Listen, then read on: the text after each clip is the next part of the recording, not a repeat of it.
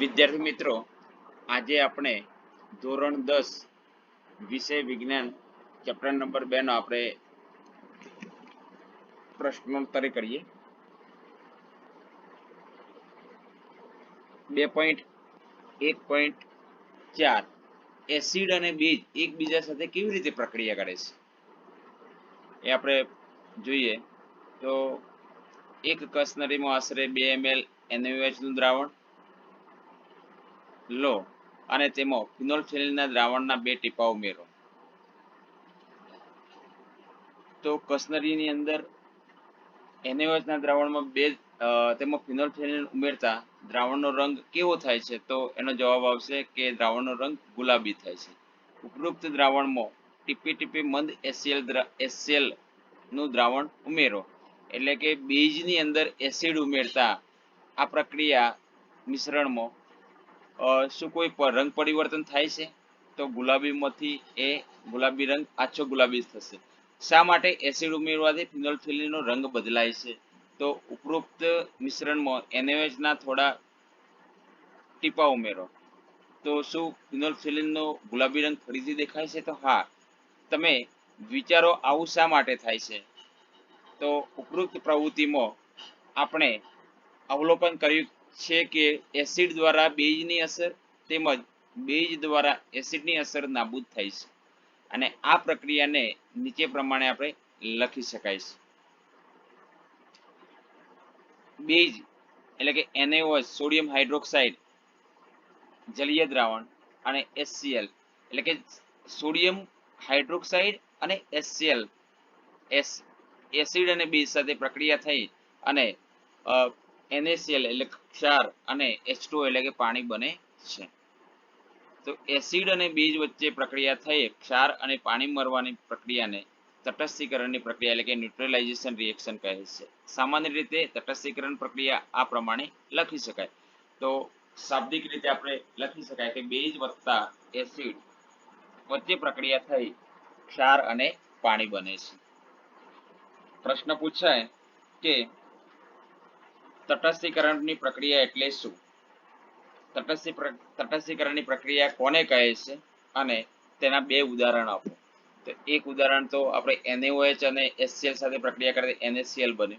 બીજું એક ઉદાહરણ આપણે જોઈએ કે KOH એટલે કે પોટેશિયમ હાઇડ્રોક્સાઇડ બેઝ છે અને H2SO4 એસિડ. KOH એટલે કે પોટેશિયમ હાઇડ્રોક્સાઇડ અને H2SO4 એટલે કે સલ્ફ્યુરિક એસિડ સાથે પ્રક્રિયા કરતા K2SO4 ક્ષાર પ્લસ H2O પાણી બને છે. બીજું કે NaOH અને ફિનોલ્ફથેલિન ના મિશ્ર દ્રાવણમાં મંદ HCl ના 2 ટીપા ઉમેરતા રંગમાં શું પરિવર્તન થાય છે અને આ રંગ પરિવર્તન માટેનું કારણ સમજાવો એવો પ્રશ્ન પૂછાય તો આપણે લખી શકીએ કે NaOH અને ફિનોલ્ફથેલિન ના મિશ્ર દ્રાવણનો રંગ ગુલાબી છે અને તેમાં મંદ HCl ના 2 ટીપા ઉમેરવામાં આવે તો દ્રાવણનો ગુલાબી રંગ દૂર થાય છે. આ રંગ પરિવર્તન થવાનું કારણ તટસ્થીકરણની પ્રક્રિયા છે, જેમાં એસિડ દ્વારા બેઝની એટલે કે NaOH ની અસર નાબૂદ થાય છે. એના પછી આપણે 2.1.5 ધાત્વિય ઓક્સાઇડની એસિડ સાથેની પ્રક્રિયા, એને આપણે ઇંગ્લિશમાં બોલીશું reaction of metallic oxidize with acid. પ્રવૃત્તિ 2.7 એક બીકરમાં થોડા પ્રમાણમાં કોપર ઓક્સાઇડ લો તેમજ તેને હલાવતા રહી અને ધીરે ધીરે મંદ હાઇડ્રોક્લોરિક એસિડ ઉમેરો. દ્રાવણનો રંગ નોંધો. કોપર ઓક્સાઇડનું શું થાય છે? તો કોપર ઓક્સાઇડ આપણે પહેલા પાઠની અંદર આપણે શીખી ગયા કે કોપરનું ઓક્સિજન સાથે પ્રક્રિયા કરતા કોપર ઓક્સાઇડ બને છે. કોપર ધાતુ છે એટલે ધાતુ ઓક્સાઇડ બને છે. તો પહેલા પાઠમાં આપણે શીખી ગયા તો એનો રંગ પણ આપણને ખબર છે કે કોપર ઓક્સાઇડનો રંગ કાળો હોય છે. તો કોપર ઓક્સાઇડ બીકરમાં લેવાનું છે અને ધીમે ધીમે હલાવવાનું અને મંદ હાઇડ્રોક્લોરિક એસિડ ઉમેરતા દ્રાવણનો રંગ કેવો થાય છે, એટલે કોપર ઓક્સાઇડનું શું થાય છે.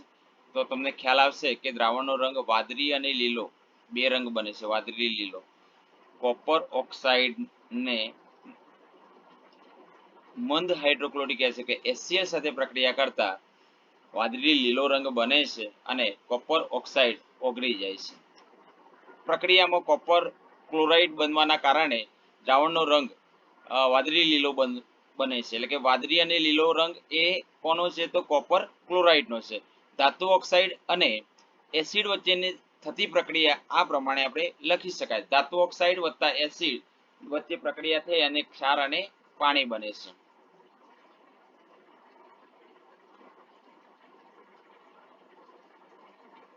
પ્રશ્ન પૂછાય કે કોપર ઓક્સાઇડ નો ભૂકાનો રંગ કેવો છે, તો આપણે જવાબ આપીએ કે કોપર ઓક્સાઇડ નો ભૂકાનો રંગ કાળો છે. બીજો પ્રશ્ન એવો પૂછાય કે કોપર ઓક્સાઇડમાં મંદ હાઇડ્રોક્લોરિક એસિડ ઉમેરતા દ્રાવણનો રંગ કેવો થાય છે, તો આપણે એનો જવાબ આપી શકીએ કે કોપર ઓક્સાઇડને HCl સાથે પ્રક્રિયા કરતા તેનો રંગ વાદળી અને લીલો બને છે. ત્રીજો પ્રશ્ન છે કે દ્રાવણનો રંગ વાદળી લીલો થવાનું કારણ શું, તો દ્રાવણનો રંગ વાદળી લીલો થવાનું કારણ એ જ કે તેમાં ઉત્પન્ન થતો કોપર ક્લોરાઇડ છે, એના લીધે દ્રાવણનો રંગ વાદળી અને લીલો થાય છે. કોપર ક્લોરાઇડનું અણુસૂત્ર શું છે, તો કોપર ક્લોરાઇડનું અણુસૂત્ર CuCl2 છે. અને છેલ્લો પ્રશ્ન છે કે ધાતુ ઓક્સાઇડ અને મંદ એસિડ વચ્ચે થતી પ્રક્રિયાનું સામાન્ય સમીકરણ લખો. આપણે જોયું કે ધાતુ ઓક્સાઇડ પ્લસ એસિડ અને ક્ષાર અને પાણી બને છે. કોપર ઓક્સાઇડની મંદ હાઇડ્રોક્લોરિક એસિડ સાથેની પ્રક્રિયા કરતા શું બને, તો દ્રાવણના રંગમાં શું ફેર પડે છે અને રાસાયણિક સમીકરણ લખો. તો કોપર ઓક્સાઇડની મંદ હાઇડ્રોક્લોરિક એસિડ સાથેની પ્રક્રિયા કરતા કોપર ઓક્સાઇડ બને છે, પરિણામે દ્રાવણનો રંગ વાદળી અને લીલો બને છે. તો CuO એટલે કે કોપર ઓક્સાઇડ પ્લસ HCl જલીય દ્રાવણ અને CuCl2 એટલે કે કોપર ક્લોરાઇડ અને H2O બને છે. ઉપરોક્ત પ્રક્રિયા માટેનું સમીકરણ લખો, સમતોલિત કરો એ આપણે જોયું. હવે બેઝની એસિડ સાથેની પ્રક્રિયાની માફક ધાત્વિય ઓક્સાઇડ એસિડ સાથે પ્રક્રિયા કરી અને ક્ષાર અને પાણી આપે છે, તેથી ધાત્વિય ઓક્સાઇડને બેઝિક ઓક્સાઇડ પણ કહે છે.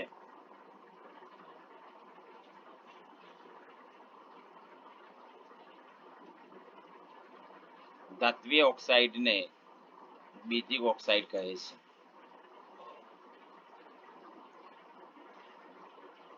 એના પછી આપણે જોઈએ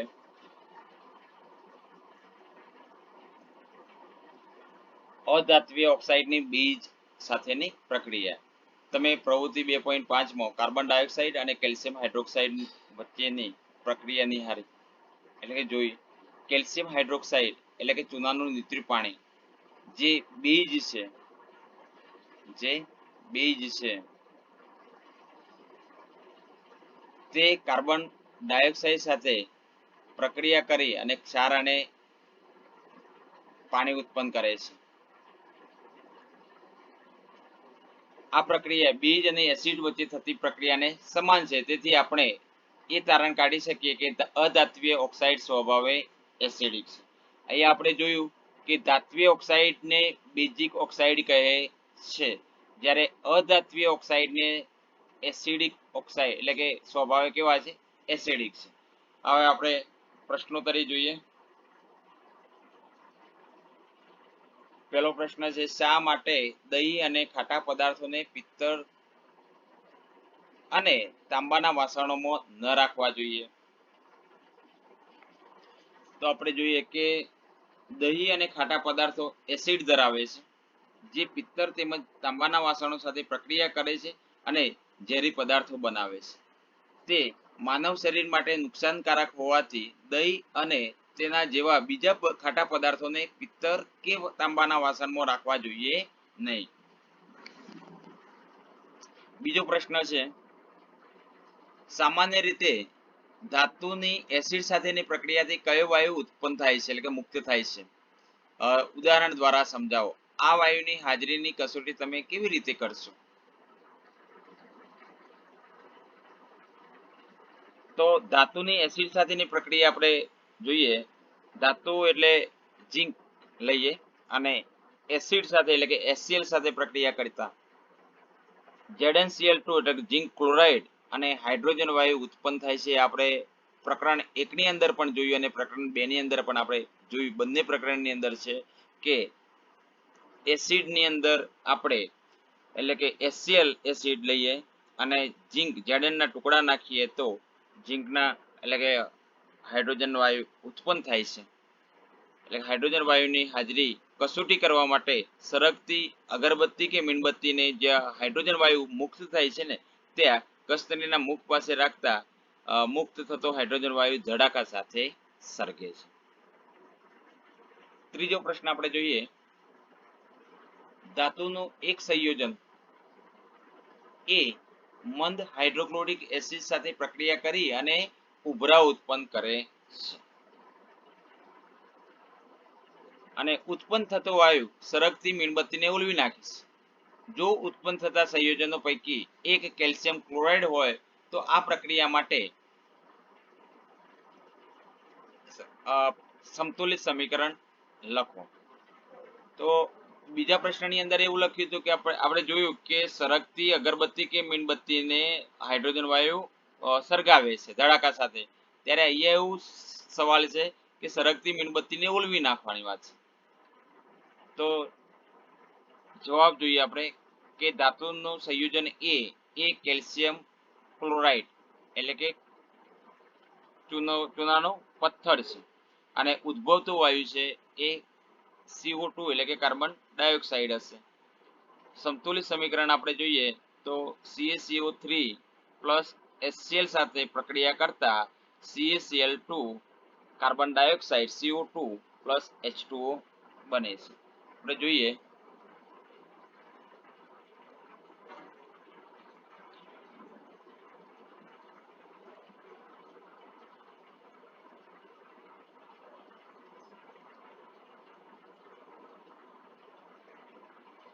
એના પછી આપણે જોઈએ કે એસિડ અને બેઝમાં શું સમાનતા છે. What do all acid and all base have in common? વિભાગ 2.1 માં આપણે જોઈ ગયા કે તમામ એસિડ એક સમાન રાસાયણિક ગુણધર્મો ધરાવે છે. કયા ગુણધર્મો છે એસિડના? તો એસિડ સ્વાદે ખાટા હોય છે, H+ આયન ધરાવે છે, વાદળી લિટમસને લાલ બનાવે છે. તો આ ગુણધર્મો સમાનતા શું સૂચવે છે ગુણધર્મોમાં? તો પ્રવૃત્તિ આપણે 2.3 માં જોઈ કે તમામ એસિડ ધાતુ સાથે પ્રક્રિયા કરી અને હાઇડ્રોજન વાયુ મુક્ત કરે છે. તેથી તમામ એસિડમાં હાઇડ્રોજન વાયુ સામાન્ય દેખાય છે. હાઇડ્રોજન ધરાવતા તમામ સંયોજનો એસિડિક છે કે કેમ તે તપાસવા ચાલો આપણે એક પ્રવૃત્તિ કરીએ. તો આપણે અહીંયા જોઈએ કે એસિડનું પાણીમાં દ્રાવણ એ વિદ્યુતનું વહન કરે છે. આ રબરનો બુચ છે, 2 ખીલી લીધેલી છે, બીકરની અંદર મંદ HCl નું દ્રાવણ છે અને એક છેડાથી તાર લગાવી અને 6 વોલ્ટની વીજકોષ લગાવેલો છે. એના પછી એક બલ્બ છે, સ્વિચ છે. તો આપણે પ્રવૃત્તિ ચાલુ કરીએ 2.8 ગ્લુકોઝ C6H12O6 આલ્કોહોલ એટલે કે દારૂ, hydrochloric acid HCl, sulphuric acid H2SO4 વગેરેના દ્રાવણ લો. બુચ પર 2 ખીલી લગાવો અને બુચને 100 ml ના બીકરમાં મૂકો. પેલા આપણે શું કર્યું, એક બુચ લીધો, બુચ પર 2 ખીલી લગાવી અને એ બુચને આપણે આ બીકરની અંદર આપણે મૂકીએ. આકૃતિ 2.3 એટલે જે આકૃતિ છે એની વાત છે કે આકૃતિમાં દર્શાવ્યા પ્રમાણે ખીલીઓને બલ્બ અને સ્વિચ મારફતે 6 વોલ્ટના વીજકોષના બે છેડા સાથે જોડો તો બલ્બ સ્વિચ મારફતે 6 વોલ્ટના વીજકોષ સાથે આપણે બે બંને ખીલીને આપણે જોડીએ છીએ. હવે બીકરમાં થોડો મંદ HCl એટલે કે હાઇડ્રોક્લોરિક એસિડ ઉમેરો અને વીજ પ્રવાહ પસાર કરો. તો અહીંયા સલ્ફ્યુરિક એસિડ વડે પુનરાવર્તન કરો. તમે શું અવલોકન કરો છો? તો સ્વતંત્ર રીતે ગ્લુકોઝ અને આલ્કોહોલના દ્રાવણ સાથે પ્રયોગનું પુનરાવર્તન કરો. હવે તમે શું અવલોકન કરો છો? શું તમામ કિસ્સામાં બલ્બ પ્રકાશિત થાય છે? એસિડ નાખવાથી પ્રકાશિત થાય છે, બેઝ નાખવાથી પ્રકાશિત થાય છે, કે એસિડ અને બેઝ ના હોય અને ખાલી ગ્લુકોઝ અને આલ્કોહોલ હોય તો બલ્બ પ્રકાશિત થાય છે? અને એનું થવાનું કારણ શું છે એ આપણે અહીંયા જોઈશું. આકૃતિ 2.3 માં દર્શાવ્યા પ્રમાણે એસિડના કિસ્સામાં બલ્બ પ્રકાશિત થશે, પરંતુ તમે અવલોકન કરશો કે ગ્લુકોઝ અને આલ્કોહોલના દ્રાવણો વિદ્યુતનું વહન કરતા નથી, એટલે કે બલ્બ પ્રકાશિત થવું સૂચવે છે કે દ્રાવણમાંથી વિદ્યુત પ્રવાહ વહી રહ્યો છે. એસિડ દ્રાવણમાં વિદ્યુત પ્રવાહનું વહન આયનો દ્વારા થાય છે. એસિડમાં ધન આયન તરીકે H+ આયન અને ઋણ આયન જેવા કે HCl માં Cl-, HNO3 માં NO3-, H2SO4 માં SO4-2 અને CH3COOH માં CH3COO- તરીકે હોય છે. વળી એસિડમાં હાજર ધન આયન H+ આયન છે, જે સૂચવે છે કે એસિડ તેના દ્રાવણમાં H+ આયન ઉત્પન્ન કરે છે, એટલે કે મુક્ત કરે છે, જે તેમના એસિડિક ગુણધર્મો માટે જવાબદાર છે. આ જ પ્રવૃત્તિને સોડિયમ હાઇડ્રોક્સાઇડ એટલે કે બેઝ, કેલ્શિયમ હાઇડ્રોક્સાઇડ એ પણ બેઝ એટલે કે સોડિયમ હાઇડ્રોક્સાઇડ અને કેલ્શિયમ હાઇડ્રોક્સાઇડ જેવા આલ્કલીનો ઉપયોગ કરીને પુનરાવર્તિત કરો તો આ પ્રવૃત્તિના પરિણામો પરથી તમે શું તારણ આપી શકશો? તો અહીં આપણે જોઈએ કે એક કોષ્ટક બનાવીશું, એની અંદર દ્રાવણ લખીશું, પછી બલ્બ અને ત્રીજું એનું કારણ. ચલો, HCl હશે, દ્રાવણ HCl નું દ્રાવણ હશે તો બલ્બ પ્રકાશિત થશે. એનું કારણ H+ આયન મુક્ત થાય છે. HCl હશે, H2SO4 હશે તો પણ પ્રકાશિત થશે, H+ આયન મુક્ત થશે. પણ ગ્લુકોઝ અને આલ્કોહોલ હશે તો બલ્બ પ્રકાશિત થતો નથી. કારણ શું? કે એની અંદર ધન આયન અને ઋણ આયન હોતા નથી, એટલે કે H+ કે OH- આયન મુક્ત થતા નથી. ગ્લુકોઝ અને આલ્કોહોલ બંનેની અંદર H+ અને OH- આયનો મુક્ત થતા નથી. માટે ગ્લુકોઝ અને આલ્કોહોલથી બલ્બ પ્રકાશિત થતો નથી. હવે આપણે બેઝની વાત કરીએ તો એ બે બેઝ લીધા, એક સોડિયમ હાઇડ્રોક્સાઇડ અને કેલ્શિયમ હાઇડ્રોક્સાઇડ. તો આની અંદર બલ્બ પ્રકાશિત થશે. કારણ શું? કારણ કે હાઇડ્રોક્સાઇડ એટલે કે OH- આયન અને આ કેલ્શિયમ હાઇડ્રોક્સાઇડની અંદર પણ OH- આયન, આ બંને એટલે કે બંનેની અંદરમાં OH- આયનો મુક્ત થાય છે, તેથી બલ્બ પ્રકાશિત થાય છે. હવે વિદ્યાર્થી મિત્રો, આપણે એના પછી જોઈએ એસિડ અને બેઝનું પાણીના દ્રાવણમાં શું થાય છે. તો શુદ્ધ અને શુષ્ક એટલે કે સુકાયેલી પાણી વગરની કસનરીમાં આશરે 1 ગ્રામ NaCl લો અને આકૃતિ 2.4 એટલે કે આ જે આકૃતિ છે એની વાત છે. તો આકૃતિમાં દર્શાવ્યા પ્રમાણે સાધનોની ગોઠવણી કરો. તમે શું અવલોકન કરો છો? શું વિમોચન નળીમાંથી, વિમોચન નળી એટલે જ્યાં વરેલી જે નળી છે ને, વિમોચન નળીમાંથી વાયુ બહાર નીકળી રહ્યો છે? ઉદ્ભવેલા વાયુનું ક્રમશઃ સૂકા અને ભીના એટલે કે ભૂરા લિટમસ પેપર વડે પરખ કરો. તો કયા કિસ્સામાં લિટમસ પેપરના રંગમાં પરિવર્તન થાય છે? ઉપરોક્ત પ્રવૃત્તિના આધાર પર તમે એક શુષ્ક એટલે કે HCl વાયુ અને બીજું HCl નું દ્રાવણ, આ બંનેના એસિડિક સ્વભાવ વિશે શું અનુમાન કરો છો? શિક્ષક માટે નોંધ છે કે જો વાતાવરણ ખૂબ જ ભેજયુક્ત હોય તો વાયુને શુષ્ક કરવા માટે તમારે કેલ્શિયમ ક્લોરાઇડ ધરાવતી રક્ષક નળી એટલે કે શુષ્ક નળીમાંથી વાયુને પસાર કરવો પડશે.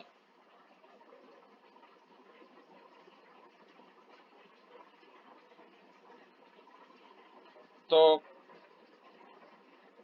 પહેલો પ્રશ્ન એવું બને કે પાણીની ગેરહાજરીમાં HCl ના અણુઓમાંથી H+ આયનનું અલગીકરણ થશે? કારણ કે શું એસિડ માત્ર જલીય દ્રાવણમાં જ આયનો ઉત્પન્ન કરે છે એવું પ્રશ્ન કરે. ચાલો આપણે તેનું પરીક્ષણ કરીએ કે આ પ્રયોગ સૂચવે છે કે પાણીની હાજરીમાં, પાણી એટલે કે H2O ની હાજરીમાં HCl માં હાઇડ્રોજન આયનો ઉદ્ભવે છે. પાણીની ગેરહાજરીમાં HCl ના અણુઓમાંથી H+ આયનનું અલગીકરણ થઈ શકતું નથી. કેમ? કારણ કે HCl અને પાણી સાથે પ્રક્રિયા કરી H3O+ અને Cl- ઉત્પન્ન થાય છે. તો હાઇડ્રોજન આયનો સ્વતંત્ર રીતે અસ્તિત્વ ધરાવતા નથી, પરંતુ તે પાણી સાથે સંયોજાયા બાદ અસ્તિત્વ ધરાવે છે. આમ હાઇડ્રોજન આયનોને હંમેશા H+ અથવા હાઇડ્રોનિયમ આયન એટલે કે H3O+ સ્વરૂપે દર્શાવાય છે. તો હાઇડ્રોનિયમ આયન એટલે H3O+ આપણે કહીશું. હવે H+ અને H2O એટલે હાઇડ્રોજન અને પાણી સાથે પ્રક્રિયા થઈ અને હાઇડ્રોનિયમ આયન બને છે. આપણે જોયું છે કે એસિડ એ પાણીમાં હાઇડ્રોનિયમ એટલે કે H3O+ અથવા H+ આયન આપે છે. ચાલો આપણે જોઈએ કે પાણીમાં બીજને ઓગાળતા શું થાય. હવે બેઝની વાત છે. બેઝ એટલે કે NaOH આપણે લઈએ, પાણીની અંદર ઓગાળીએ Na+ અને OH- આયનો બને છે. બીજો આપણે બેઝ લઈએ પોટેશિયમ હાઇડ્રોક્સાઇડ KOH ને પાણીમાં ઓગાળતા K+ અને OH- આયન બને છે. ત્રીજો પણ એક બીજ લઈએ મેગ્નેશિયમ હાઇડ્રોક્સાઇડ ને પાણીમાં ઓગાળતા મેગ્નેશિયમ અને હાઇડ્રાઇડ એટલે OH- આયન મુક્ત થાય છે. તો બીજ પાણીમાં હાઇડ્રોક્સાઇડ આયન એટલે કે OH- આયન ઉત્પન્ન કરે છે અને બીજ જે પાણીમાં દ્રાવ્ય હોય તેને આલ્કલી કહે છે.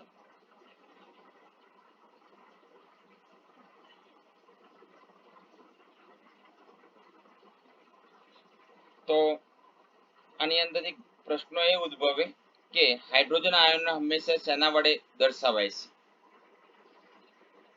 તો આપણે જવાબ એ આપી શકીએ કે H+ અથવા H3O+ એટલે કે હાઇડ્રોનિયમ આયન વડે દર્શાવાય છે. બીજું કે બીજ ગુણધર્મો દર્શાવવા માટે કયા આયનો જવાબદાર છે?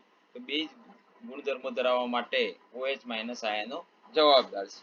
એના પછી નો પ્રશ્ન આપણે જોઈએ કે આલ્કલી બીજની પાણીમાં દ્રાવ્યતા જણાવો.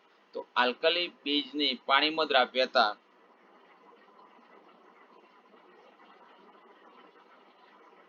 એ દ્રાવ્ય થાય છે એટલે કે ઓગળે છે. આલ્કલી બીજના બે ઉદાહરણો કયા કયા છે? તો આપણે જોયું KOH અને બીજું NaOH. એના પછી આપણે પ્રશ્ન પૂછાય કે બેઝના ગુણધર્મો લખો. તો બેઝ કેવા હોય? બેઝ તેઓ સ્પર્શે સાબુ જેવા એટલે કે ચીકણા હોય છે, સ્વાદે કડવા અને ક્ષારીય એટલે કે ખવાઈ જાય તેવા હોય છે. તટસ્થીકરણની પ્રક્રિયા માટે સામાન્ય સમીકરણ કયું છે? એસિડ અને બેઝ સાથે પ્રક્રિયા થઈ અને ક્ષાર અને પાણી આપે છે. એસિડ પાણીની ગેરહાજરીમાં શા માટે એસિડ વર્તુણક દર્શાવતા નથી? એવો પ્રશ્ન પૂછાય તો આપણે જવાબ આપી શકીએ કે પાણીની ગેરહાજરીમાં એસિડ H+ આયન મુક્ત કરી શકતા નથી. એસિડિક વર્તુણક માટે H+ આયનો જવાબદાર છે. આમ પાણીની ગેરહાજરીમાં એસિડ એટલે કે H+ આયનો મુક્ત કરી શકતા ન હોવાથી તે એસિડિક વર્તુણક દર્શાવતા નથી. પ્રશ્ન છે કે એસિડ અને બેઝ વર્તણૂક માટે જવાબદાર આયનો જણાવો. એસિડ અને બેઝ વર્તણૂક પાણી સાથેની પ્રક્રિયા દ્વારા સમજાવો. તો અહીંયા એસિડ અને બેઝ વર્તણૂક માટે H+ આયન અથવા H3O+ એટલે કે હાઇડ્રોનિયમ આયન જવાબદાર છે. HCl અહીંયા આપણે જોયું HCl પ્લસ H2O એટલે કે પાણી સાથે પ્રક્રિયા કરતા H3O પ્લસ Cl માઇનસ બને છે. આમ HCl જલીય દ્રાવણમાં H+ આયન ઉત્પન્ન થતો હોવાથી HCl એ એસિડ છે એમ આપણે કહી શકીએ. એ જ રીતે આપણે NaOH ની વાત કરીએ. NaOH પાણી સાથે પ્રક્રિયા કરતા Na+ અને OH- આયન આપે છે. આથી આપણે કહી શકીએ કે NaOH ના જલીય દ્રાવણમાં OH- આયન ઉત્પન્ન થતો હોવાથી NaOH એ બેઝ છે એમ આપણે કહી શકીએ. એના પછી એવો પ્રશ્ન પૂછાય કે શું બધા જ બેઝ પાણીમાં દ્રાવ્ય હોય છે? બધા જ બેઝ પાણીની અંદર દ્રાવ્ય હોઈ શકે? તો આપણે જવાબ આપીશું ના. બીજો એવો પ્રશ્ન પૂછાય કે પાણીમાં દ્રાવ્ય બેઝ કયા નામે ઓળખાય છે? પાણીની અંદર જે દ્રાવ્ય બેઝ છે કયા નામે ઓળખાય છે? તો અહીં આપણે લખેલું છે કે પાણીમાં જે બેઝ છે એ પાણીમાં જે દ્રાવ્ય હોય તો તે બેઝને આપણે આલ્કલી કહીએ છીએ. બીજો એક પ્રશ્ન જોઈએ કે તેના ગુણધર્મો અને ઉદાહરણ આપવાના. તેના ગુણધર્મો કયા છે? તો સ્પર્શે સાબુ જેવા, ચીકણા, સ્વાદે તુરા અને ક્ષારીય હોય છે. કયા કયા છે એના નામ? તો NaOH, KOH, MgOH2 વગેરે. શું તમે જાણો છો કે તમામ બેઝ પાણીમાં દ્રાવ્ય થતા નથી?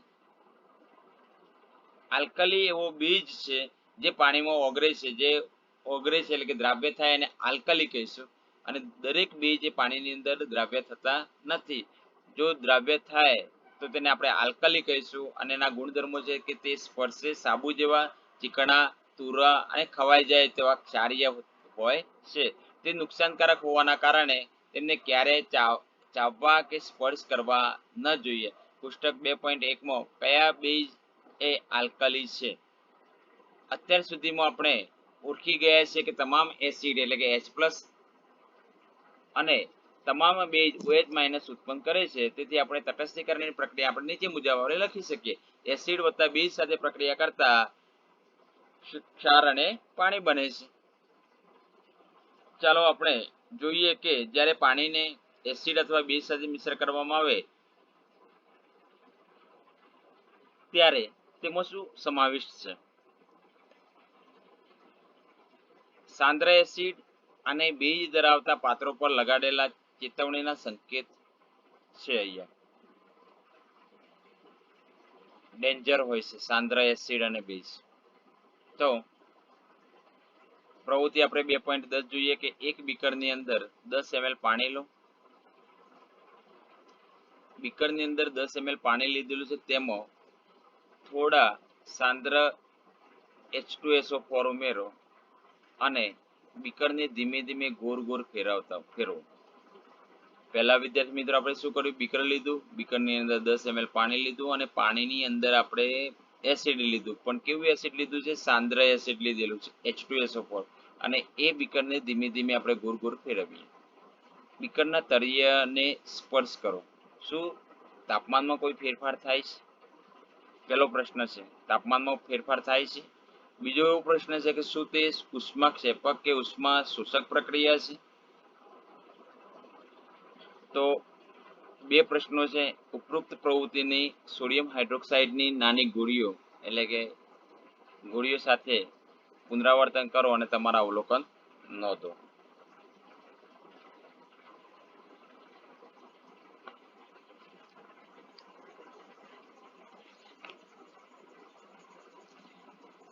ચલો આપણે જોઈએ એસિડ અને બેઝની પાણીમાં ઓગાળવાની પ્રક્રિયા ઉષ્માક્ષેપક હોય છે.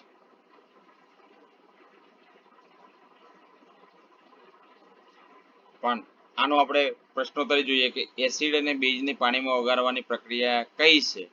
તો એસિડ અને બેઝની પાણીમાં ઓગાળવાની પ્રક્રિયાને ઉષ્માક્ષેપક પ્રક્રિયા કહે છે. કઈ પ્રક્રિયા છે? તો ઉષ્માક્ષેપક પ્રક્રિયા. ઉષ્માક્ષેપક પ્રક્રિયા એટલે શું?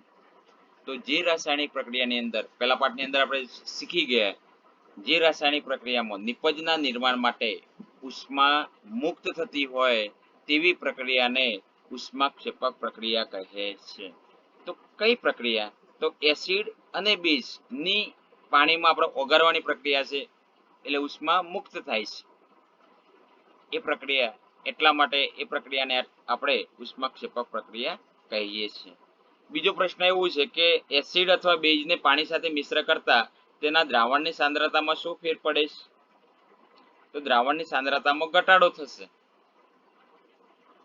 એસિડ અને બેઝને પાણીમાં ઓગાળતા તેની દ્રાવણની સાંદ્રતામાં ઘટાડો થશે. એસિડ અને બેઝની પાણીમાં ઓગાળવાની પ્રક્રિયા ઉષ્માક્ષેપક છે. સાંદ્ર નાઇટ્રિક એસિડ અથવા સલ્ફ્યુરિક એસિડને પાણી સાથે મિશ્ર કરતી વખતે ખૂબ સાવચેતી રાખવી જોઈએ, કારણ કે સાંદ્ર હોય છે. એટલે એસિડને હંમેશા પાણીમાં ખૂબ જ ધીમે ધીમે સતત હલાવતા જઈએ ને ઉમેરવો જોઈએ. જો સાંદ્ર એસિડમાં પાણી ઉમેરવામાં આવે તો ઉત્પન્ન થતી ઉષ્મા મિશ્રણને બહાર તરફ ઉછાળી શકે છે અને દાઝી જઈ શકાય છે. અતિશય સ્થાનિક ઉષ્માને કારણે કાચનું જે પાત્ર એટલે કે બીકર હોય કે કોનિકલ ફ્લાસ્ક હોય કે કસનરી હોય તે તૂટી શકે છે. તો સાંદ્ર સલ્ફ્યુરિક એસિડના પાત્ર અને સોડિયમ હાઇડ્રોક્સાઇડની નાની ગોળીઓની શીશી પરના ચેતવણીના સંકેત પર નજર કરો. એ 2.5 ની અંદર દર્શાવેલું છે. એસિડ અથવા બેઝને પાણી સાથે મિશ્ર કરતા એકમ કદ દીઠ આયનો એટલે કે H3O+ એટલે કે હાઇડ્રોનિયમ કે OH- આયન ની સાંદ્રતામાં ઘટાડો થાય છે અને આ પ્રક્રિયાને મંદન કહે છે. એસિડ અથવા બેઝને મંદ એસિડ અથવા મંદ બેઝ કહે છે. પ્રશ્નોત્તરી આપણે કરીએ. પહેલો પ્રશ્ન છે કે શા માટે HCl, HNO3 વગેરે જલીય દ્રાવણમાં એસિડિક લક્ષણો ધરાવે છે, જ્યારે આલ્કોહોલ તેમજ ગ્લુકોઝ જેવા સંયોજનના દ્રાવણો એસિડિક લક્ષણો ધરાવતા નથી? તો આપણે જોઈએ એનો જવાબ. HCl, HNO3 વગેરે જલીય દ્રાવણમાં H+ આયન મુક્ત કરે છે. આથી તેઓના જલીય દ્રાવણો એસિડિક લક્ષણો ધરાવે છે, કારણ HCl અને HNO3 છે એટલા માટે. જ્યારે આલ્કોહોલની આપણે વાત કરીએ, આલ્કોહોલ અને ગ્લુકોઝની વાત કરીએ, તો ગ્લુકોઝ અને આલ્કોહોલ એ જલીય દ્રાવણમાં H+ આયનો મુક્ત કરતા નથી, આથી તે જલીય દ્રાવણમાં એસિડિક ગુણધર્મો ધરાવતા નથી. બીજો પ્રશ્ન જોઈએ. શા માટે એસિડનું જલીય દ્રાવણ વિદ્યુતનું વહન કરે છે? તો એસિડ જ્યારે પાણીમાં ઓગળે છે ને ત્યારે દ્રાવણ બને છે, ત્યારે એસિડનું આયનીકરણ થાય છે. પરિણામે ઉદ્ભવતા આયનોની હાજરીને કારણે તેમાંથી વિદ્યુતનું વહન થાય છે. ત્રીજો પ્રશ્ન છે. શા માટે શુષ્ક HCl વાયુ શુષ્ક લિટમસ પેપરનો રંગ બદલતો નથી? તો HCl એટલે કે એ પણ શુષ્ક છે અને લિટમસ પેપર પણ શુષ્ક છે. તે શા માટે બંનેનો મતલબ એ થાય થતા લિટમસ પેપરનો રંગ બદલાતો નથી? તો શુષ્ક HCl એ વાયુ એટલે કે H+ આયન ઉત્પન્ન કરી શકતો નથી, આથી એસિડિક લક્ષણો ધરાવતો નથી અને આથી તે શુષ્ક લિટમસ પેપર પર કોઈ અસર કરતો નથી. આથી કહી શકાય કે લિટમસ પેપરનો રંગ બદલાતો નથી. ટૂંકમાં આપણે એ કહીશું કે શુષ્ક HCl એ H+ આયન ઉત્પન્ન કરતો નથી. કેમ? કારણ કે વાયુ સ્વરૂપે છે એટલે. ચોથો પ્રશ્ન જોઈએ. એસિડને મંદ કરતી વખતે શા માટે એસિડને પાણીમાં ઉમેરવાની નહીં કે પાણીને એસિડમાં ઉમેરવાની ભલામણ કરવામાં આવે છે. તો વિદ્યાર્થી મિત્રો, આપણે જોઈએ કે એસિડને મંદ કરતી વખતે શા માટે એસિડને પાણીમાં ઉમેરવો નહીં? તો તમને અને મને બધાને ખબર છે કે પાણીની અંદર એસિડ ઉમેરી શકાય, પણ એસિડની અંદર પાણી ઉમેરતા શું થાય? તો આપણે જોઈએ કે સાંદ્ર એસિડને મંદ કરતી વખતે જો એસિડમાં પાણી ઉમેરવામાં આવે તો ઉત્પન્ન થતી ઉષ્મા મિશ્રણને બહાર તરફ ઉછાળી શકે છે અને દાજી શકાય. ઘણી વખતે અતિશય સ્થાનિક ઉષ્માને કારણે કાચનું જે પાત્ર, જે આપણા હાથમાં જે બીકર કે કોનિકલ ફ્લાસ્ક છે, તો એ એસિડની અંદર પાણી નાખતી વખતે આપણા હાથમાં જો બીકર હોય તો એ તૂટી પણ શકે છે. આથી એસિડને મંદ કરવા માટે એસિડમાં પાણી ઉમેરવાના બદલે એસિડને હંમેશા પાણીમાં ખૂબ જ ધીમે ધીમે સતત હલાવતા રહીને ઉમેરવો જોઈએ, જેથી ઉત્પન્ન થતી ઉષ્મા સમગ્ર પાણીમાં પ્રસરી જાય છે અને પરિણામે કોઈ હાનિ થતી નથી. તો આપણે પાણીની અંદર એસિડ નાખવું જોઈએ, એસિડની અંદર પાણી નાખવું જોઈએ નહીં. એના પછી આપણે પાંચમો સવાલ જોઈએ. જ્યારે એસિડના દ્રાવણને મંદ કરવામાં આવે છે ત્યારે હાઇડ્રોનિયમ આયન એટલે કે H3O+ ની સાંદ્રતાને કેવી રીતે અસર થાય છે? અહીંયા એસિડના દ્રાવણને મંદ કરવાની વાત છે. તો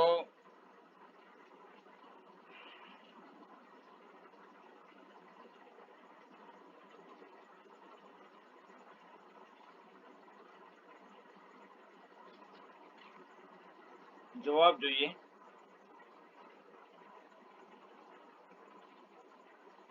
જ્યારે એસિડના દ્રાવણને મંદ કરવામાં આવે છે ત્યારે એકમ કદ દીઠ હાઇડ્રોનિયમ આયનો એટલે કે H3O+ ની સાંદ્રતામાં ઘટાડો થાય છે. અને છેલ્લો પ્રશ્ન છે, જ્યારે સોડિયમ હાઇડ્રોક્સાઇડના દ્રાવણમાં વધુ પ્રમાણમાં બીજ ઓગાળવામાં આવે છે ત્યારે હાઇડ્રોક્સાઇડ આયન એટલે કે OH- આયનની સાંદ્રતાને કેવી રીતે અસર થાય છે? છેલ્લો પ્રશ્ન આપણે જોઈએ તો એનો જવાબ છે કે જ્યારે સોડિયમ હાઇડ્રોક્સાઇડ એટલે કે બેઝ છે અને એના દ્રાવણમાં વધુ પ્રમાણમાં બીજ ઓગાળવામાં આવે છે, જે બીજ તો છે એની અંદર પાછું બીજું બીજ નાખવામાં આવે છે, એ બીજું બીજ ઓગાળવામાં આવે છે. તો ઓગાળવામાં આવે ત્યારે એકમ કદ દીઠ હાઇડ્રોક્સાઇડ એટલે કે હાઇડ્રોક્સાઇડ OH- આયન ની સાંદ્રતામાં વધારો થાય છે. આગળ આપણે પાંચમો પ્રશ્ન શું જોઈએ તો આપણે પાંચમો પ્રશ્ન કે એસિડના દ્રાવણને મંદ કરવામાં આવે તો હાઇડ્રોનિયમ આયનની સાંદ્રતામાં કેવી રીતે અસર થાય? તો એસિડની અંદર શું કર્યું? મંદ કરવા માટે એકમ કદ દીઠ હાઇડ્રોનિયમ આયન એટલે H3O+ ની સાંદ્રતામાં ઘટાડે. જ્યારે એસિડના દ્રાવણને મંદ કરવામાં આવે છે અહીંયા બીજના દ્રાવણને વધુ બીજ ઉમેરવામાં આવે તો સાંદ્રતામાં વધારો થાય છે, ત્યારે એસિડને મંદ કરવામાં આવે ત્યારે એની સાંદ્રતામાં ઘટાડો થાય છે. એના પછી આપણે જોઈએ એસિડ અથવા બીજ દ્રાવણો કેવા પ્રબળ છે?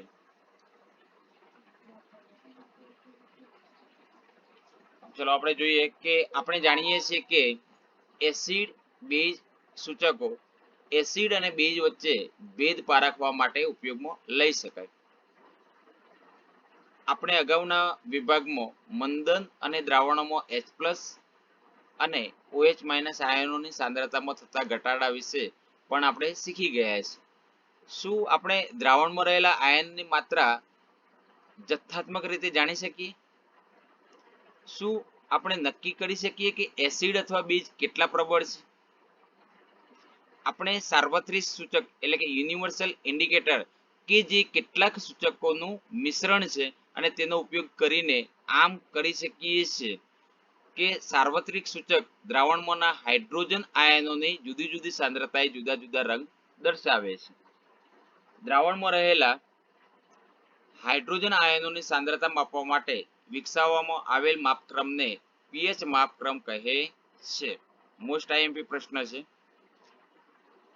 પીએચમાં પી એ જર્મન શબ્દ એટલે કે પોટેન્જ છે, જેનો અર્થ શક્તિ સૂચવે છે. પીએચ માપક્રમ દ્વારા આપણે 0 એટલે કે ખૂબ જ એસિડિક થી 14 એટલે કે ખૂબ જ આલ્કલાઇન સુધીની પીએચ નું માપન કરી શકીએ છીએ. પીએચ એક સાધારણ સંજ્ઞા તરીકે ગણવી જોઈએ જે દ્રાવણોને એસિડિક કે બેઝિક સ્વભાવ સૂચવે છે. જેમ હાઇડ્રોનિયમ આયનની સાંદ્રતા એટલે કે H3O+ ની સાંદ્રતા વધુ તેમ પીએચ નું મૂલ્ય ઓછું.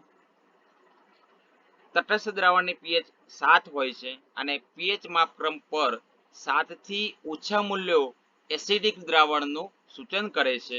જેમ પીએચ નું મૂલ્ય એટલે કે 7 થી 14 સુધી વધે તેમ તે દ્રાવણમાં OH- આયનની સાંદ્રતામાં વધારો સૂચવે છે, જે આલ્કલીની પ્રબળતામાં વધારો છે એમ કહી શકાય. આકૃતિ 2.6 માં સામાન્ય રીતે પીએચ માપવા માટે સાર્વત્રિક સૂચક તરીકે સંસેચિત એટલે કે તરબોળ કરેલ પેપરનો આપણે ઉપયોગ કરેલો છે. અહીંયા આપણને H+ આયન અને OH- આયનની સાંદ્રતામાં થતા ફેરફાર માટે પીએચ નો ફેરફાર માટે આકૃતિમાં આપણે જોઈએ કે 7 આપેલા છે, એ તટસ્થ છે. 7 થી 0 તરફ જઈએ ત્યારે એસિડિક સ્વભાવ વધતો જાય છે અને 7 થી 14 તરફ જઈએ ત્યારે બેઝ સ્વભાવ વધતો જાય છે. જો 7 થી 14 તરફ જઈએ તો બેઝિક સ્વભાવ વધે અને 7 થી 0 તરફ જઈએ ત્યારે એસિડિક સ્વભાવ વધે છે. જે વાદળી રંગ જે બતાવે છે એ એસિડિક બતાવે છે, એ વધે છે. અને અહીંયા વાદળી રંગ જે ઉપરનો જે બતાવે છે 7 થી 14 બાજુ એ બેઝિક સ્વભાવ વધે છે, એટલે કે જે નીચેનો OH- વધે, અહીંયા H+ આયન વધે છે. હવે H+ આયનની સાંદ્રતામાં વધારો, તો આ બાજુ છે H+ આયનની સાંદ્રતામાં ઘટાડો છે. એના પછી આપણે જોઈએ પ્રવૃત્તિ છે. પ્રવૃત્તિ 2.11 પુસ્તક 2.2 માં આપેલા દ્રાવણના pH ના મૂલ્યની પરખ કરો. તમારા અવલોકન નોંધો. તમારા અવલોકનના આધારે દરેક પદાર્થનો સ્વભાવ શું છે? પુસ્તક આપેલું છે, એની અંદર ખાના પાડવાના છે: ક્રમ, દ્રાવણ, પીએચ, પેપરનો રંગ, પછી આશરે પીએચ મૂલ્ય અને છેલ્લે પદાર્થનો સ્વભાવ, એવું આપણે લખીશું. આપણને કુલ 10 દ્રાવણ આપેલા છે. એમાં પહેલું દ્રાવણ છે લાર, એટલે કે મોઢાનો જે લાર, એ ભોજન પહેલા એનો પીએચ પેપરનો રંગ કેવો થાય, એટલે કે લાર લઈએ તો આપણને રંગ કેવો થાય છે, તો એ આપણે આછો લીલો રંગ થાય છે. અને આછો લીલો રંગ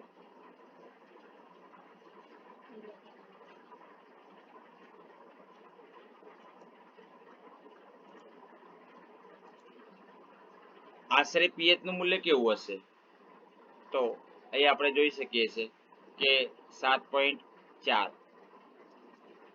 અને પદાર્થનો સ્વભાવ એ 7 કરતા વધારે હોય તો એ સ્વભાવ કેવો આવશે? તો બેઝિક આવશે. બીજું છે લાળ છે, પણ ભોજન પછીની છે, તો એની અંદર પીએચ પેપરનો રંગ આછો પીળો હશે અને એને પીએચ નું મૂલ્ય 5.8 એટલે કે 7 કરતા નીચું છે. એટલા માટે પદાર્થનો સ્વભાવ આપણને એસિડિક મળે છે. તો આ બંનેની અંદર આપણે જોઈએ કે ભોજન પહેલા લાર એ બેઝિક હતી અને ભોજન પછી લાર એ એસિડિક થાય છે. એનું મૂલ્ય કેટલું હોય છે, એનો રંગ કેવો હોય છે? તો લાલ એટલે કે પીએચ પેપરનો રંગ કેવો થાય? તો લીલો રંગ થાય છે. અને જમ્યા પછી જો પીએચ પેપરની આપણે વાત કરીએ, પીએચ પેપરનો રંગ તપાસ કરીએ તો એ આપણને પીળો દેખાય છે. ત્રીજા નંબરમાં લીંબુનો રસ આપણે જોઈએ તો લીંબુના રસમાં પીએચ માપક્રમનો પીએચ પેપરનો રંગ ગુલાબી લાલ અને આશરે પીએચ મૂલ્ય આપણને 2.5 જોવા મળે છે. અહીંયા આપણે દર્શાવેલું છે લીંબુનો રસ એટલે કે 2.5. હા, એના પછી આપણે જોઈએ પદાર્થનો સ્વભાવ એસિડિક છે. 2.2 કે 2.5 હોઈ શકે. 4 નંબર જોઈએ રંગવિહીન વાયુમય પીણું સોડા વોટર, એનો પીએચ પેપરનો રંગ આછો પીળો, આશરે પીએચ મૂલ્ય 6 અને સ્વભાવ છે એસિડિક. તો 7 કરતા ઓછું હોય તો સ્વભાવ એસિડિક રહેશે, 7 કરતા વધારે હશે તો સ્વભાવ બેઝિક થઈ જશે. 5મા નંબરનું ગાજરનો રસ એ આછો નારંગી, એનો પીએચ 4 છે. તો પદાર્થનો સ્વભાવ કેવો હશે? તો 7 કરતા ઓછો છે તો પદાર્થનો સ્વભાવ એ આપણને એસિડિક મળે છે. પછી કોફી, તો પીએચ પેપરનો રંગ નારંગી પીળો જોવા મળશે, આશરે પીએચ મૂલ્ય 5 જોવા મળશે. પદાર્થનો સ્વભાવ આપણને એસિડિક જોવા મળશે. એના પછી કોફી પછી ટામેટાનો રસ 7મા નંબરનો ઘેરો નારંગી રંગ, પીએચ નું મૂલ્ય 4.1 અને 7 કરતા ઓછું છે તો સ્વભાવ એસિડિક રહેશે. નળનું પાણી 8મા નંબરમાં આપણે જોઈએ નળનું પાણી છે પીએચ નો રંગ આપણને લીલો મળશે અને એને પીએચ 7. હવે 7 હોય તો 7 કરતા ઓછી હોય તો એસિડ, 7 કરતા વધારે હોય તો બેઝ, અને 7 આવે તો નળનું પાણી કેવું છે સ્વભાવે એ પદાર્થ કેવો છે તો તટસ્થ આવશે. અને 9મા નંબરનું 1 મોલ NaOH, એનો રંગ પીએચ પેપરનો રંગ ઘેરો વાદળી રંગ, પીએચ મૂલ્ય 13 થી 14 અને એનો સ્વભાવ બેઝિક રહેશે. એ પછી 1 મોલ HCl નું પીએચ પેપરનો રંગ લાલ, પીએચ મૂલ્ય 1 અને એનો સ્વભાવ એસિડિક જોવા મળશે.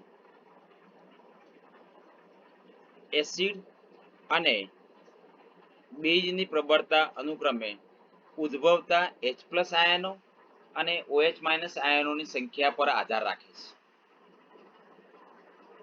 જો આપણે સમાન સાંદ્રતા ધરાવતા હાઇડ્રોક્લોરિક એસિડ એટલે કે HCl અને એસિટિક એસિડ એટલે કે CH3COOH લઈએ જેમ કે 1 મોલર, તો તેમાં જુદી જુદી માત્રામાં હાઇડ્રોજન આયનો ઉત્પન્ન કરે છે.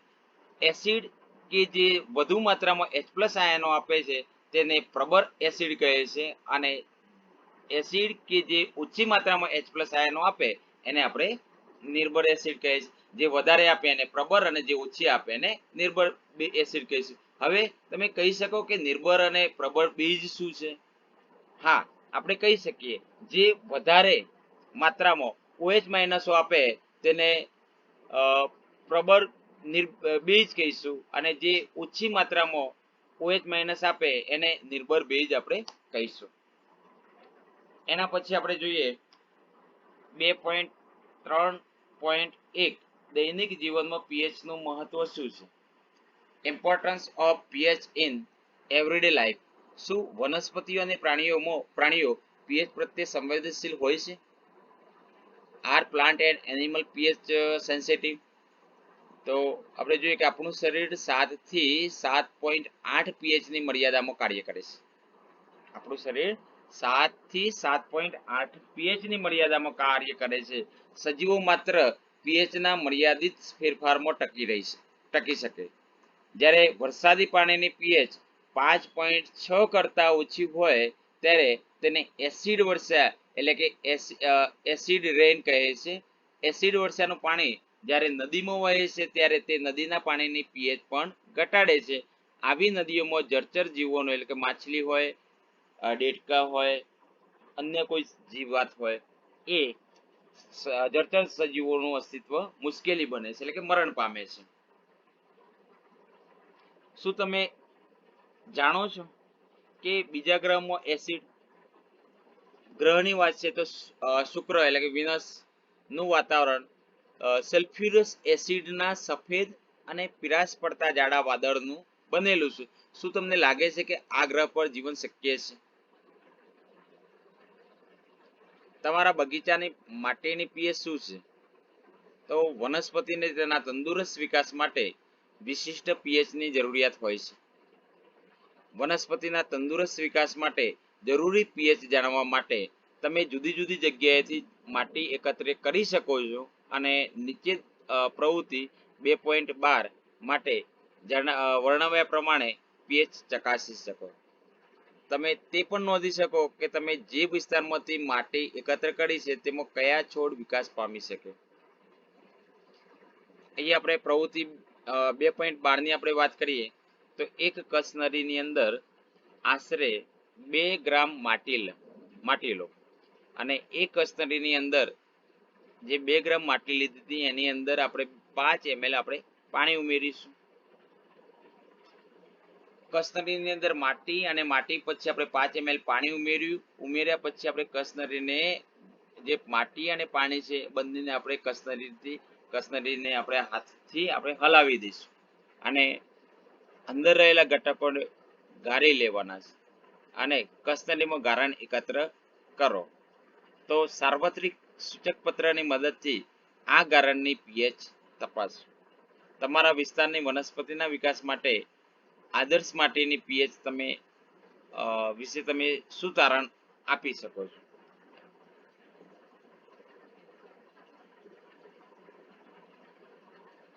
આપણા પાચન તંત્રમાં પીએચની આપણે વાત કરીએ તો અત્યંત રસપ્રદ વાત એ છે કે આપણું જઠર સ્ટોમેચ હાઇડ્રોક્લોરિક એસિડ એટલે કે HCl ઉત્પન્ન કરે છે અને તે જઠરને નુકસાન પહોંચાડ્યા વગર ખોરાકનું પાચન કરવામાં મદદ કરે છે. અપચા દરમિયાન જઠર ખૂબ માત્રામાં એસિડ ઉત્પન્ન કરે છે અને જે દર્દ અને બળતરાનું કારણ બને છે અને આ દર્દથી છુટકારો મેળવવા લોકો બીજનો ઉપયોગ કરે છે જેને બીજ તરીકે એન્ટાસિડ લે છે એટલે કે એન્ટાસિડ એને કહે છે. અને આ પ્રકરણની શરૂઆતમાં આવો જ એક ઉપાય તમે પણ જરૂર સૂચવ્યો હશે કે આ એન્ટાસિડ વધારાના એસિડને શું કરે છે? તટસ્થ કરે છે. એટલે કે magnesium hydroxide milk of magnesia જે મંદ બીજ છે તે હેતુ માટે અવારનવાર ઉપયોગમાં લેવાય છે. હવે જોઈએ કે પીએચમાં ફેરફારને કારણે દાંતનું સડવું. મોઢાની પીએચ 5.5 કરતા ઘટી જાય ત્યારે દાંતનો સડો શરૂ થાય છે. દાંતનું ઉપરનું આવરણ ઇનેમલ કે જે કેલ્શિયમ ફોસ્ફેટનું બનેલું છે અને તે શરીરનો સખત પદાર્થ છે. તે પાણીમાં દ્રાવ્ય થતો નથી પરંતુ મોઢાની અંદર પીએચ 5.5 કરતા ઘટી જાય ત્યારે તેનું ક્ષયન એટલે કે ડેમેજ થાય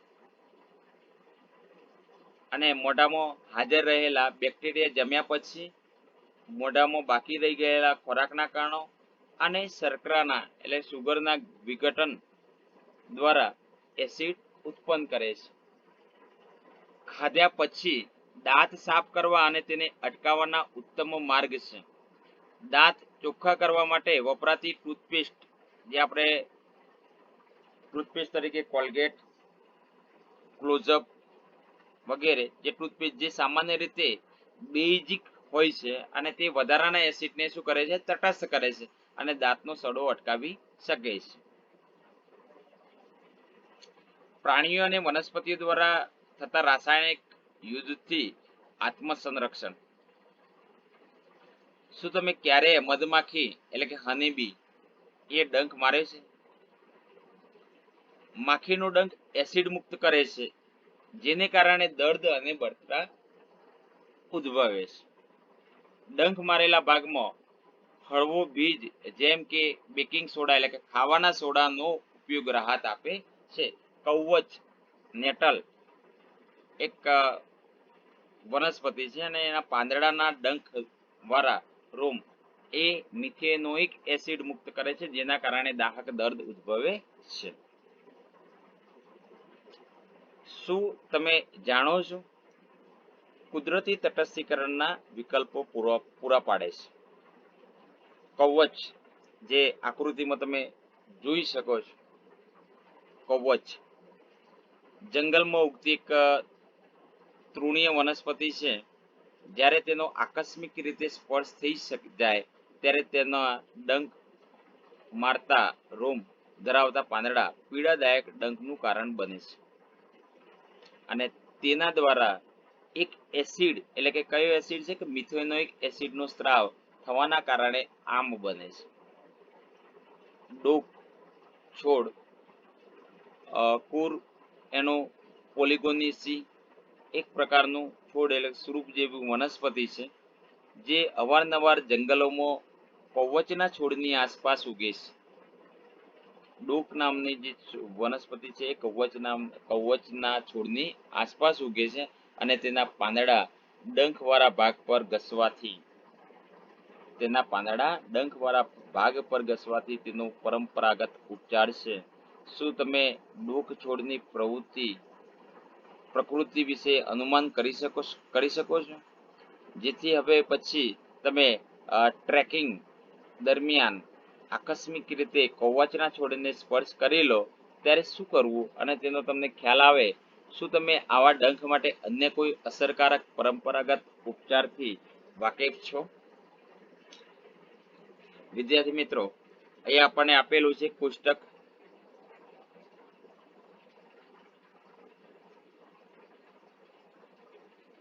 કેટલાક કુદરતી એસિડ છે. કુદરતી સ્ત્રોતમાં વિનેગર,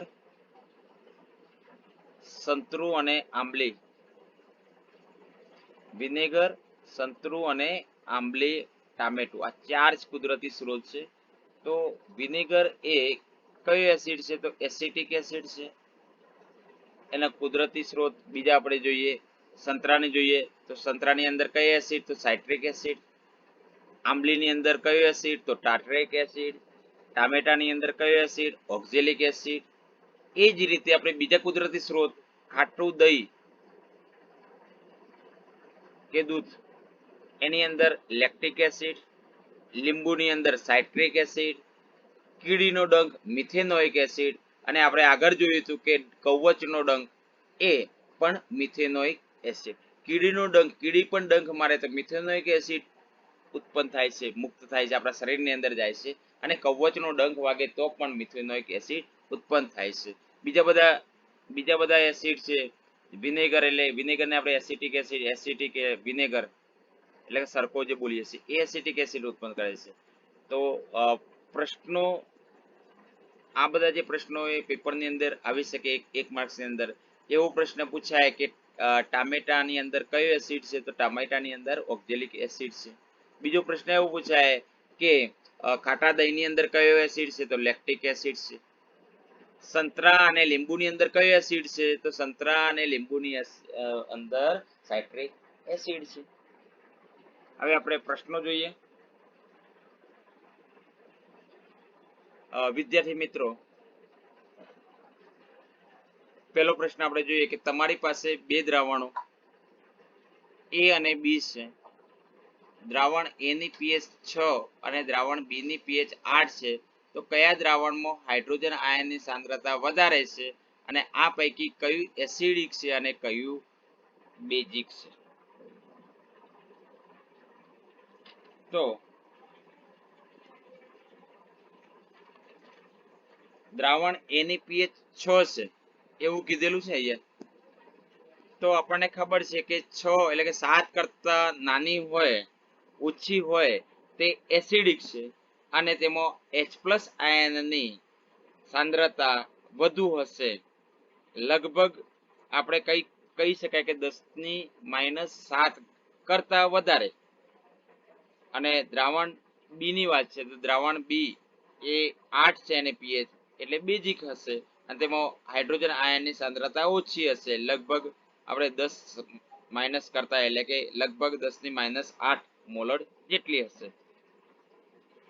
બીજો પ્રશ્ન છે H+ આયનની સાંદ્રતાની દ્રાવણના સ્વભાવ પર શી અસર થાય છે? તો જે દ્રાવણમાં H+ આયનની સાંદ્રતા વધુ એ દ્રાવણ સ્વભાવે એસિડિક અને જે દ્રાવણમાં H+ આયનની સાંદ્રતા ઓછી તે દ્રાવણ બેઝિક હોય છે.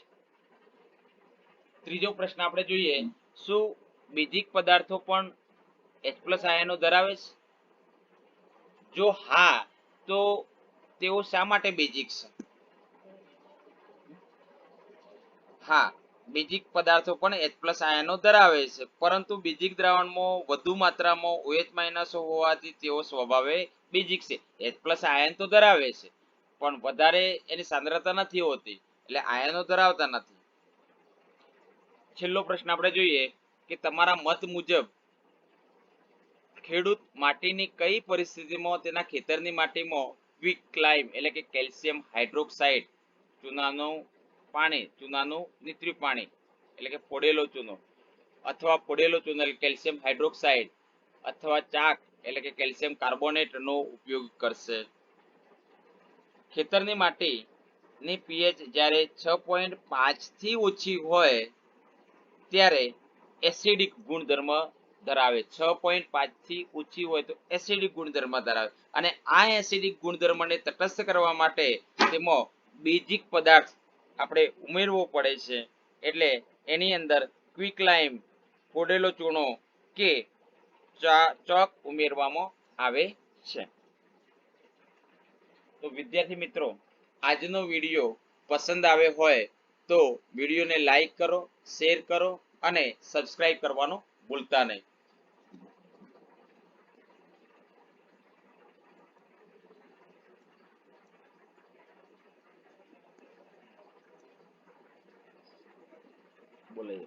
બોલે હા.